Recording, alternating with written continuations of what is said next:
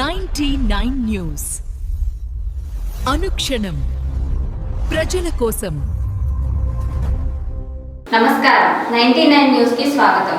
గౌరవ మంత్రివర్యులు శ్రీ తుమ్మల నాగేశ్వరరావు సర్దార్ పటేల్ స్టేడియం నందు అంతర్జాతీయ ప్రమాణాలతో నూతనంగా నిర్మాణం చేయుచున్న 400 మీటర్ల అథ్లెటిక్స్ సింథటిక్ ట్రాక్ పనులను పర్యవేక్షించి త్వరితగతిన పెండింగ్ పనులను మంచి నాణ్యతతో పూర్తి చేసే జాతీయ స్థాయి పోటీలకు ట్రాక్ను సిద్ధం చేసే ఖమ్మం అథ్లెటిక్ చిరకాల స్వప్నం నెరవేర్చాలని తెలియజేసినారు.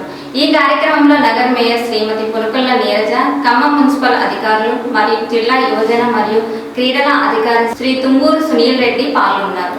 బీఆర్ఎస్ పార్టీ ఆవిర్భావ దినోత్సవం సందర్భంగా సత్తపల్లి మండలం సదాశివన్పాలెం గ్రామం బీఆర్ఎస్ గ్రామ శాఖ అధ్యక్షులు మందపాటి సూర్యప్రకాష్ రెడ్డి జెండా ఆవిష్కరణ చేసినారు.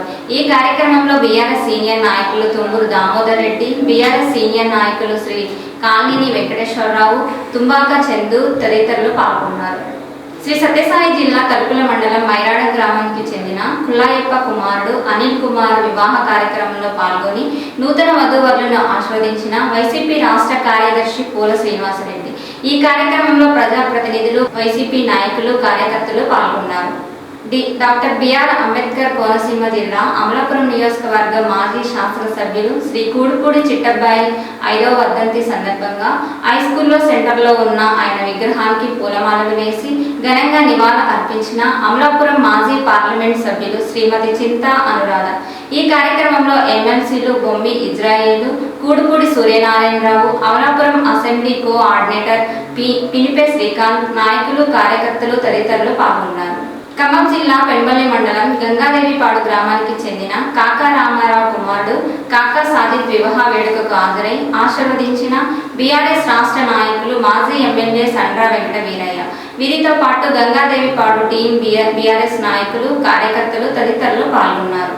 పశ్చిమ బెంగాల్లోని 2వ విడత పోలింగ్ కొనసాగుతుంది. డైమండ్ హార్బర్ పార్ట్ నియోజకవర్గంలోని పోలింగ్ బూత్లో ఈవీఎంలోని బీజేపీ గుర్తు మీద టేపు వేసి ఉంచడం సంచలనంగా మారింది. దీనికి సంబంధించిన వీడియోలు వైరల్ అవుతున్నాయి. అక్కడ ఓటింగ్ రద్దు చేసి రీపోలింగ్ నిర్వహించాలని బీజేపీ డిమాండ్ చేస్తుంది.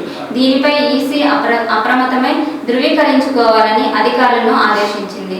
వచ్చినటువంటి ఆరోపణలు నిజమైతే రీపోలింగ్కు అవకాశం ఉంటుందని తెలిపింది. బాపట్ల జిల్లా ఏసీపీ డిఎస్పీ ప్రతాప్ మాట్లాడుతూ, బాపట్ల మున్సిపల్ కార్యాలయంలో మున్సిపల్ రెవెన్యూ ఆర్ఐగా విధులు నిర్వహిస్తున్న ఇమాం 60,000లలో 25,000 లంచం, 35,000 చలానా రూపంలో తీసుకుంటూ పట్టుబడ్డాడు. బాధితుడు చిన్న గంజం మండలం కొత్తపేట దేవరకొండ నాగేంద్ర. ఇంటి పన్ను పేరు మార్పించుకోవడానికి ఫీజు 60,000 అడిగారని బాధితుడు ఏసీబీని ఆశ్రయించగా ఏసీబీ వారు సూర్యలంక రోడ్డులోని ఓ టీ స్టాల్ వద్ద నగదు లావాదేవీలు జరుగుతున్న క్రమంలో రెడ్ హ్యాండెడ్గా పట్టుకున్నారు. ఈ సంఘటనతో బాపట్ల పట్టణం ఒక్కసారిగా ఉలిక్కిపడింది. విషయం తెలిసిన వెంటనే బాపట్ల మున్సిపల్ కార్యాలయంలో ఏ సిబ్బంది తమ సీట్లో లేకుండా పరారయ్యారు. హైదరాబాద్ శివారులోని శంకరపల్లి మండలంలో క్రెయిన్లు కుప్పకూలిన ఘటనలో 5గురు మృతి. ఈ ఘటనలో మృతుల కుటుంబాలకు పరిహారం ఇచ్చేందుకు అంగీకరించిన నాగార్జున కన్స్ట్రక్షన్ కంపెనీ మృతుల కుటుంబాలకు 25 లక్షలు, గాయపడిన వారికి 2 లక్షల చొప్పున ఇవ్వనున్నట్లు తెలిపిన కంపెనీ. ఖమ్మం స్తంభాద్రి లక్ష్మీ నరసింహ స్వామి ఆలయంలో స్వామివారి జయంతి ఉత్సవాల్లో పాల్గొన్న మంత్రి తుమ్మల. స్తంభాద్రి లక్ష్మీ నరసింహ స్వామి జయంతి ఉత్సవాల సందర్భంగా పట్టు వస్త్రాలు సమర్పించే అదృష్టం నాకు కలిగింది. తెలంగాణ రాష్ట్రం సుభిక్షంగా ఉండాలని, స్వామివారి దయ ఉండాలని కోరాను. ఈ సంవత్సరం వాతావరణ పరిస్థితులు ఏ విధంగా ఉన్నా రైతాంగానికి కరువు కాటకాలు లేకుండా ఉగ్ర నరసింహస్వామి దయ ఉండాలని ప్రార్థించిన అని అన్నారు.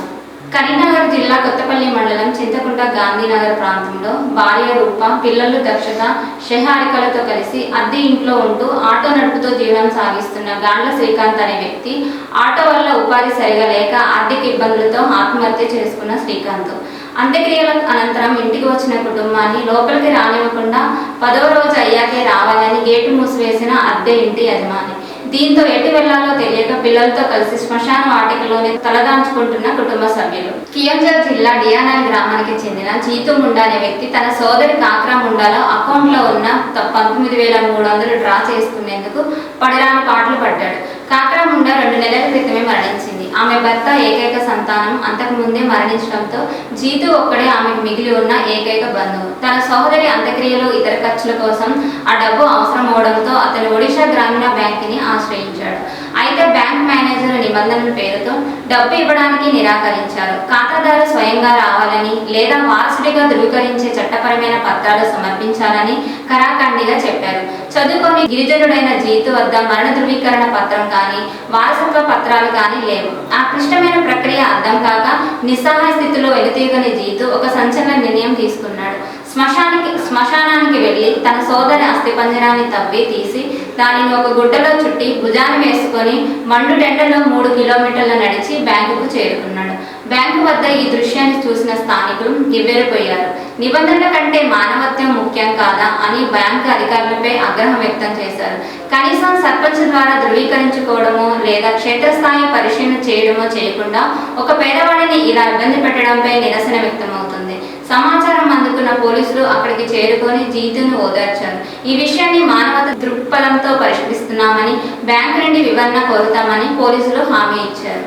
ఈ వార్తలు ఇంతటితో సమాప్తం. 99 న్యూస్ అనుక్షణం ప్రజల కోసం.